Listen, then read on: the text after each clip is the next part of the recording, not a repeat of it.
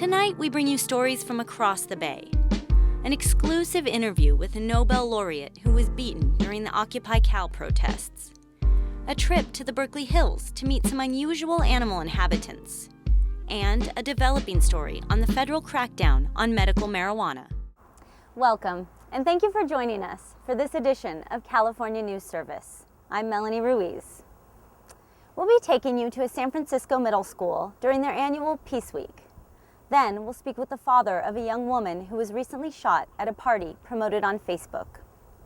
But first, UC Berkeley is dealing with the repercussions of the recent violence at the Occupy Cal encampments.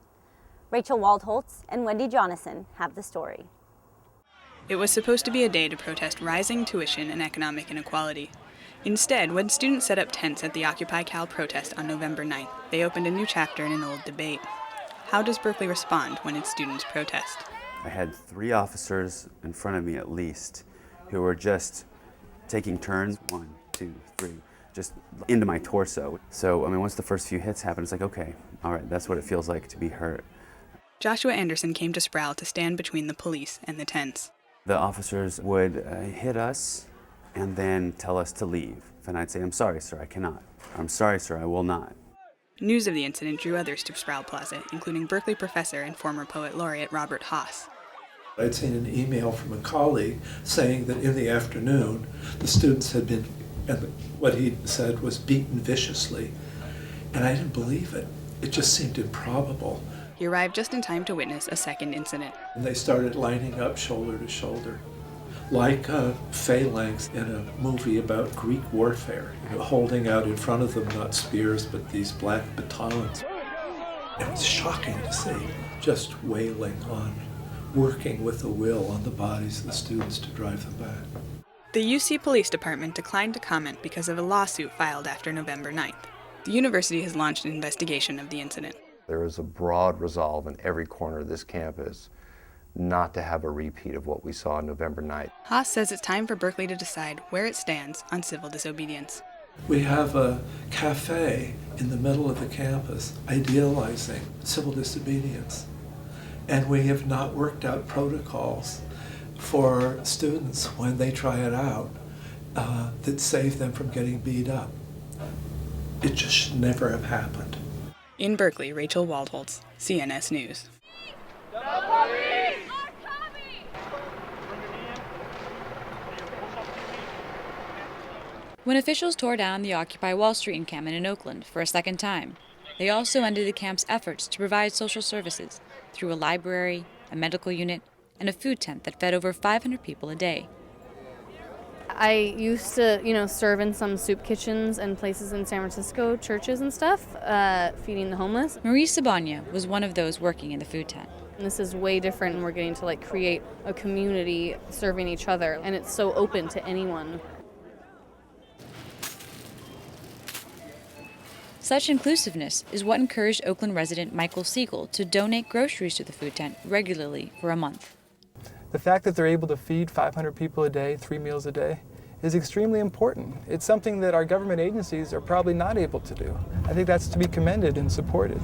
And now that the encampment is gone, it's difficult for people like Maurice Porter.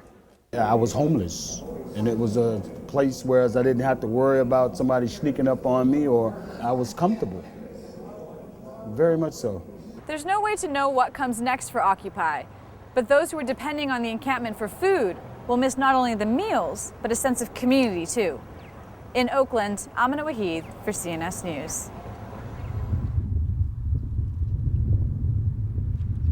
My name is Roger Keel. On October 2nd of 2011, I discovered that my daughter had been murdered in San Leandro after attending an inked out party that was promoted on Facebook. Witnesses say she danced the entire night, but as the tattoo party came to an end, a gunman approached Shanice's car. He got up on the front of the car and he shot those 6 rounds through the windshield, and he hit my daughter, and he hit her in the heart. She looked up at Erica and she said, "Help me." And then her eyes started to close and she took one breath, and that was it. Shanice died right then. Sergeant Ted Henderson is the lead investigator in Shanice's case. He blames the promoters of these parties. Oftentimes they're using fake names, They are saying it's for a birthday party for my family, and so they're renting these places with fake names and under false pretenses. Venus Moores was Shanice's close friend. She says she will never go to parties like this again. I'm scared to lose my life. It's like I'm paranoid. You can call me crazy. You can say I'm scary. You can say I'm a punk, but I don't really care because it's just like I don't want to lose my life over somebody else's stuff. I don't want to get hit by stray bullets. One of the suspects was arrested in Oakland days after the shooting, but for her father, he also holds others responsible for her death. If that party wasn't promoted on Facebook, my child would be here. If they had had security, my child could probably be here. Nobody's checking the credentials of, these people. While Roger is still searching for justice, he also wants to hold on to the special moments he shared with his daughter. Shanice taught me what love was. I didn't even feel like I was a man until I saw her. I didn't even know what love was until I met her. And I've been hearing peace and understanding all my life. But I didn't know what peace and understanding was until the day I lost my daughter. In Richmond, Tasion Kwamilele for CNS News. At Everett Middle School in San Francisco's Mission District, it's Peace Week. When I say Everett, you say peace! Everett, peace! Everett, peace! All week, students have been participating in workshops such as cultural fairs, art projects, games, and the annual forming of a human peace sign. There's something new you can learn every day, and that's really exciting because they're all about peace. Peace may be hard to come by these days. Everett Middle School is located in the middle of gang territory, and the violence often spills into the hallways. Most of the time on a normal day, students will just come up and punch each other. Last year, there were 500 fights between students, and this year, school officials have already suspended 75 students. Younger kids are now in possession of weapons, and younger kids have access to drugs. The first school in the district to have such a program, Everett started Peace Week 16 years ago to try to veer students away from gangs. In 1999, the school lost one of its own when a 14-year-old was stabbed to death for wearing the wrong colors in the wrong neighborhood. It proved more why Peace Day is important, not just because of race-relational problems, but also saving students' lives. But not all students are in gangs or even violent. They're just shy. Many students at the school are immigrants, and Peace Week on a basic level just strives to get students talking. When people don't know each other, that's when they don't get along, is what we think. I've learned things about people I didn't know. Like this one boy, I thought he was just rude and annoying, but I realized he's really nice and he can jump rope really well. But does Peace Week really change anything? In his third year of this event, Gabrielle thinks so. And I'd say people feel a lot safer than they did in their beginning years. I don't think, honestly, that 1 week, creates like a huge change for the next year. But I do think that it plants a seed, that it's a really big picture, and we just do the best that we can with what we've got. It's a lot of work. In San Francisco, this is Kate Elston for CNS News. The Penn State molestation scandal is shining light on the once taboo topic of sex offenders. Our reporter Yirmeyah Beckles examines Jessica's Law and why it's left many San Francisco sex offenders homeless. Then, Ryan Loughlin looks into the shortage of housing for homeless families in the city. But first, Adam Grossberg introduces us to an Oakland entrepreneur who has a unique business model, fusing religion and exercise.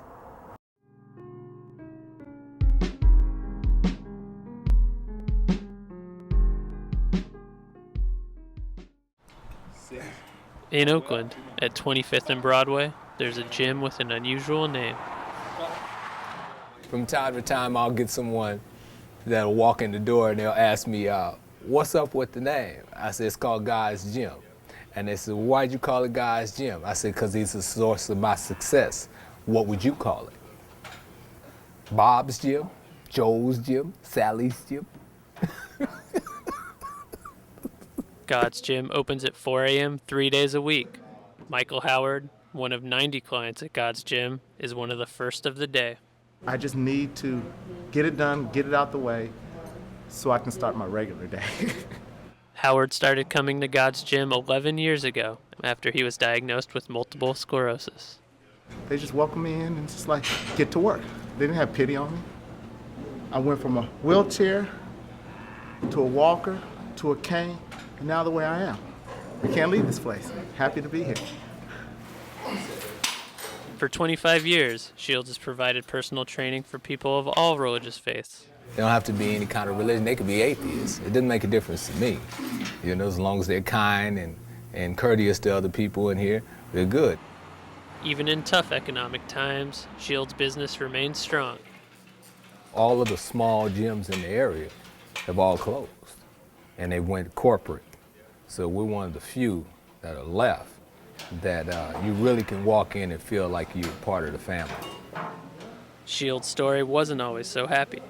As a former boxer and champion bodybuilder, he says he was angry and aggressive. Eventually, he got caught up in illegal activities.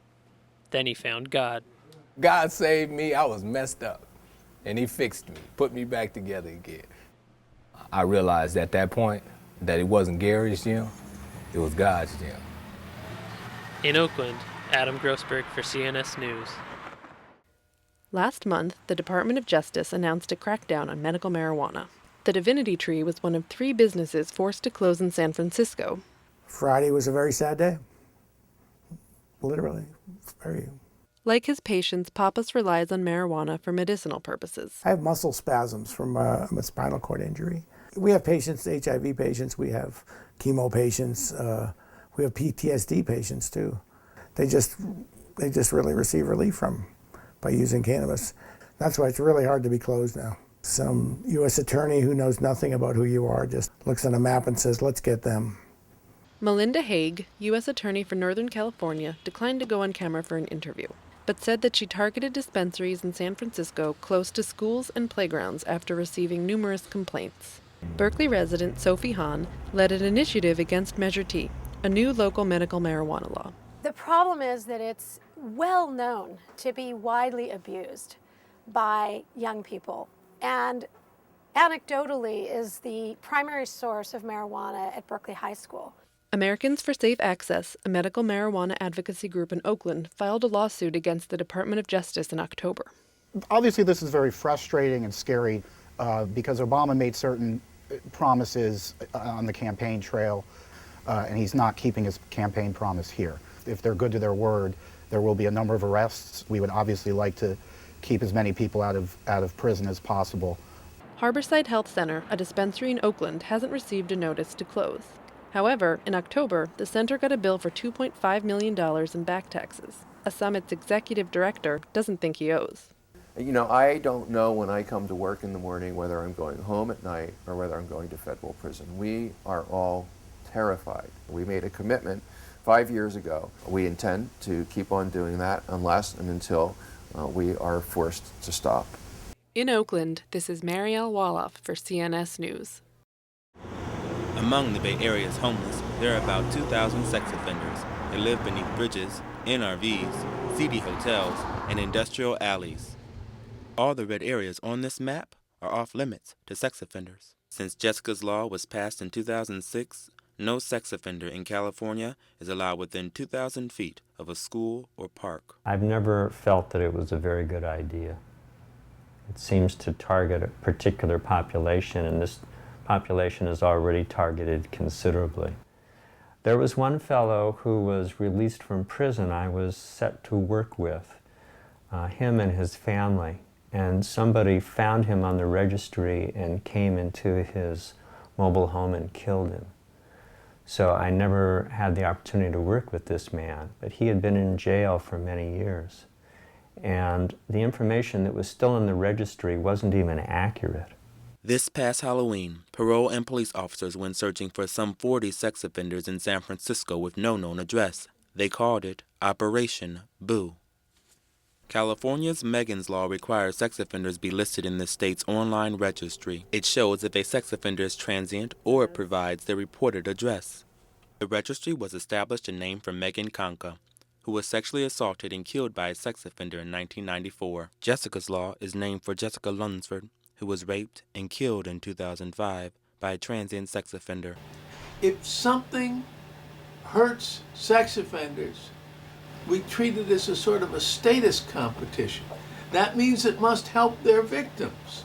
Now that turns out to be terrible logic, but it is the political dynamic that passes all these laws. Even some judges in San Francisco are now questioning whether these laws, however well-intentioned, are forcing sex offenders underground, into the alleys and under the bridges of the city, harder to find and harder to treat. This is Yirmeyah Beckles reporting in San Francisco for CNS News. In San Francisco, the number of homeless families is on the rise. One challenge facing homeless parents is how to explain the situation to their children. La más grande es a la que le decía, me decía ya mami, tengo miedo. Yo le decía que era como un camping que íbamos a hacer.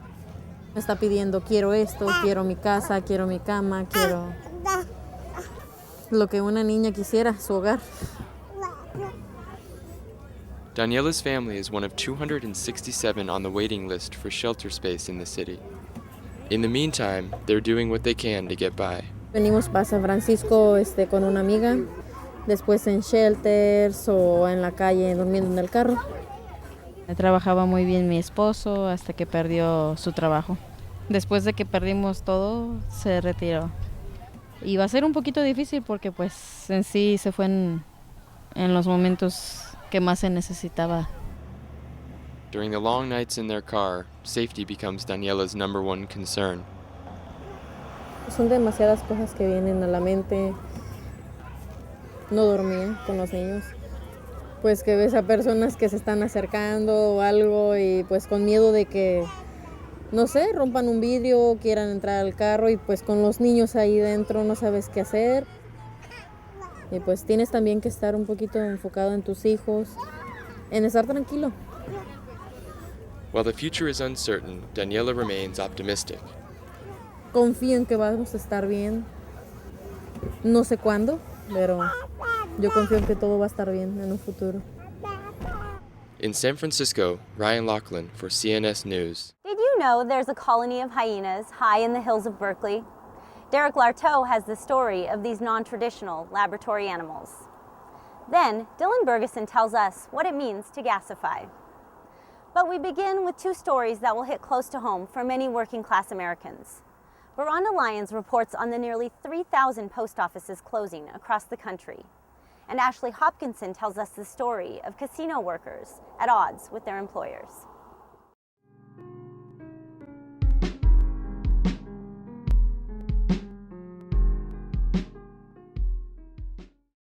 100 San Pablo casino workers took to the streets to send a message that they want higher wages and better benefits.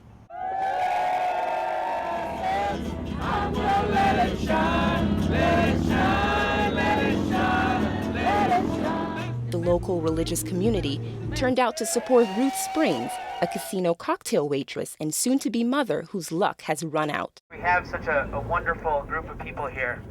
Union leaders urged the crowd to stand by Ruth, who says the casino is forcing her out because she's pregnant. The casino needs to stop firing people and stop treating their employees just nothing. We're employees, we're human.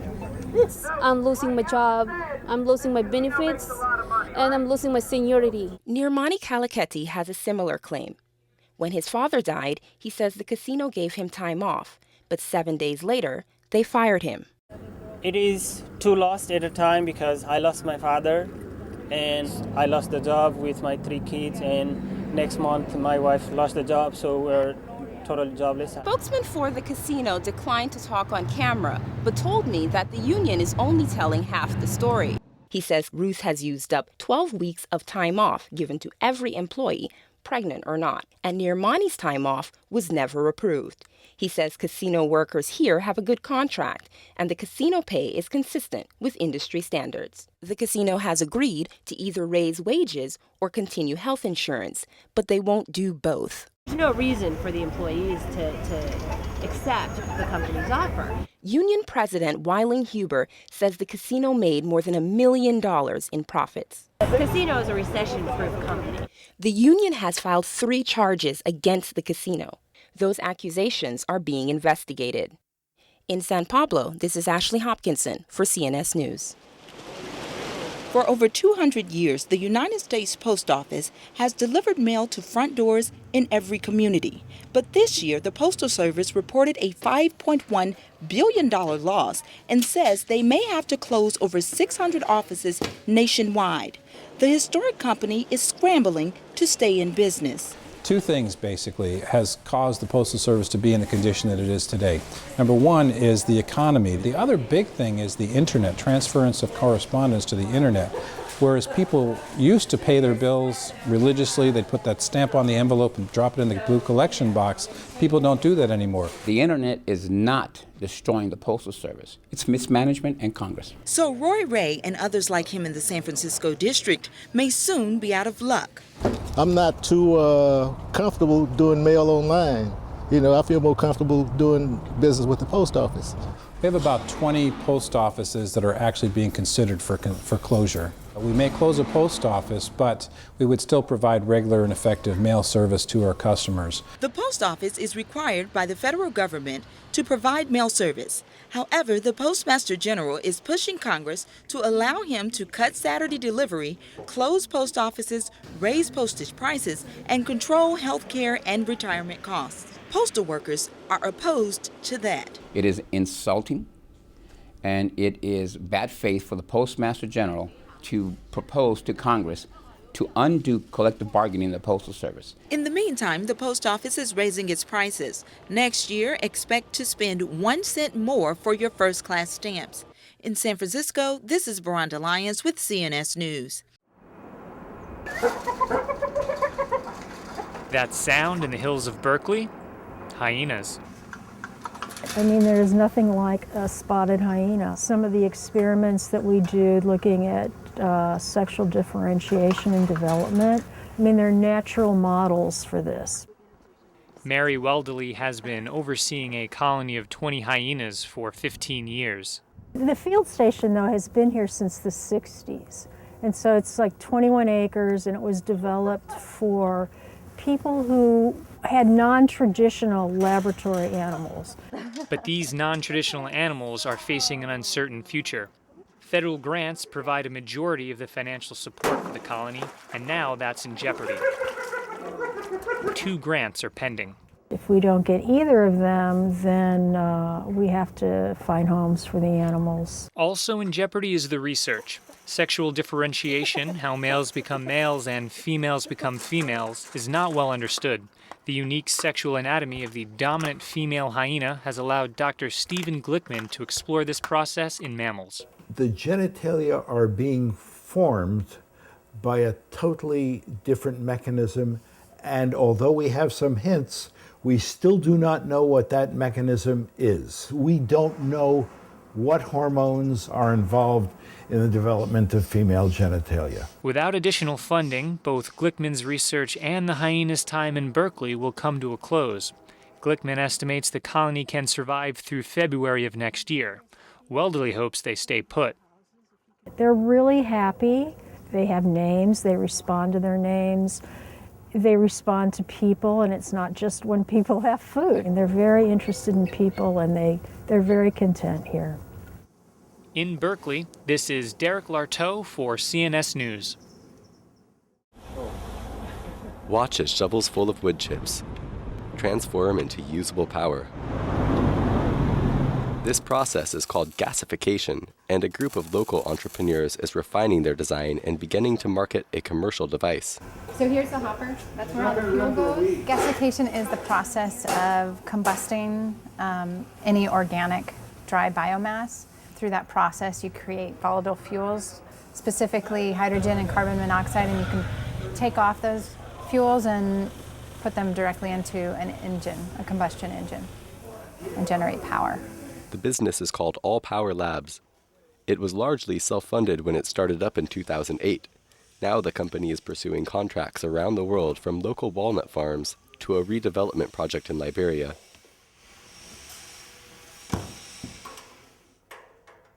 We're working with a lot of small-scale rural power needs. I think on the floor we have one going to Brazil and one going to Italy right now. Ultimately, the goal is to make gasifiers as simple to use as any household appliance.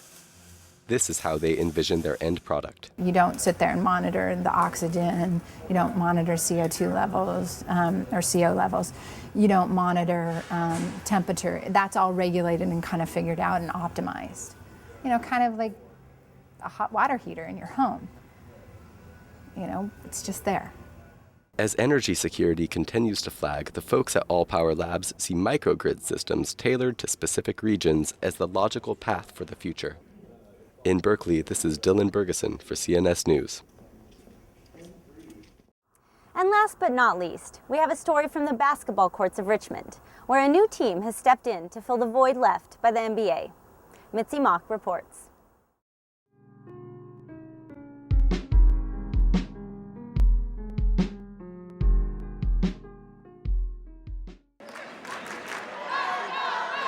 The end of the NBA lockout can't come soon enough for fans eager to start watching games again. But for those in the city of Richmond, Pro Hoops is already back. Meet the new Richmond Rockets, one of 80 teams in the American Basketball Association. It's a growing minor league that values community as much as high scores. We want to affect the community through basketball. So when you come into our stadium, I want every fan to feel that. I'm excited to see the cheerleaders and hear the music, and most of all, see the guys come out with their outfits on and bouncing that ball. There's nothing like a homegrown team of your own. Many of the players grew up in the Bay Area, and that means family and friends are fans. Janet Mitchell came out to watch her son play. Right now, it's a good opportunity because we can go to games here a lot cheaper than we can NBA games. Last year, the average NBA ticket was $48. Rockets tickets are only $10. The salaries are more modest, too. While the average NBA salary is $5 million, the ABA caps the salary for an entire ABA team at $120,000. And the ABA encourages its teams to share their resources with community partners. In Richmond, a youth group called PAL receives part of the profits from concession sales. I was that kid playing in Richmond PAL. They look at us as heroes, and it's just amazing. And the team wants them to act like heroes. So we have to watch ourselves 24/7, but you know, we started on the court and we were just extra regular guys. At the end of this, I want them to say, you know what? They're a great team, and they brought the city together to be positive. In Richmond, this is Mitzi for CNS News. Thank you for joining us for this edition of CNS News. We'll be back in January. I'm Melanie Ruiz. See you then.